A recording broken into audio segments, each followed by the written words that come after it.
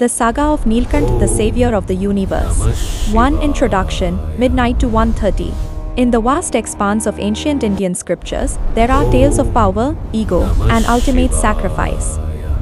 But none are as profound as the story of the Halhala, poison and the emergence of Nilkant.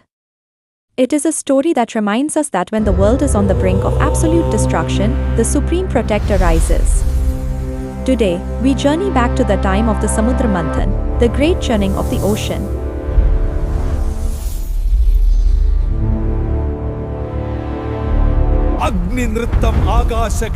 To the conflict and the churning, 1:30 to 3:30. The story begins with the Devas and Asuras.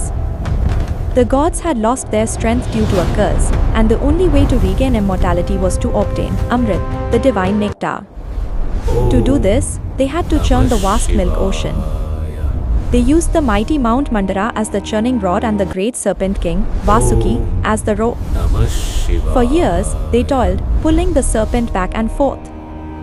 But as the churning intensified, something unexpected happened. Before the nectar could emerge, the ocean began to boil with a dark, lethal substance. From the depths of the ocean rose Halhala, the most potent poison ever known. Its fumes were so toxic that they began to suffocate every living being in the three worlds. The sky turned grey, the oceans burned, and even the strongest gods felt their life force fading.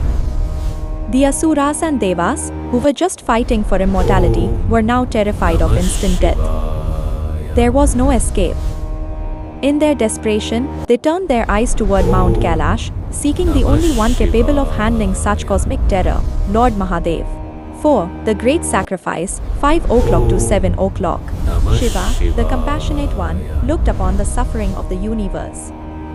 Without a moment's hesitation, he decided to consume the poison to save creation. As he gathered the dark liquid in his palm and drank it, the entire universe held its breath. However, Goddess Parvati, the embodiment of Shakti, knew that if the poison reached Shiva's stomach, it would destroy the worlds contained within him. She immediately placed her hand on his throat, stopping the poison right there. The venom was so strong that it turned his throat a deep, mystical blue. 5. The birth of Nilkant and conclusion, 7 o'clock to 8 o'clock. The world was saved.